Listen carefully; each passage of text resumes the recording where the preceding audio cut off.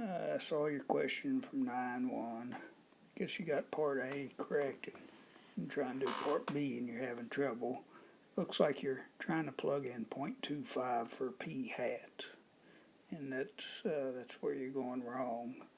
I suspect you're okay. Another part needs to be squared here to get that 930, but what you're supposed to be plugging in for p hat is actually 0.5. That's the worst case scenario of a previous p's not knowing.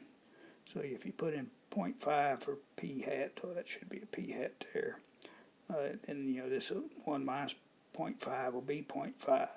And you multiply these together, and that's 0.25.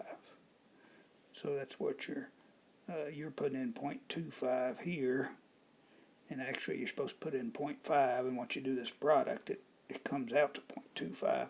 Then it's times z sub alpha over 2 over e, which you've already identified here. You may want to look on page 401. If you look on page 401, and they've got a nice box, and even the earlier page where they kind of explain, this is the worst case scenario, and that's what you end up with. Hope this helps.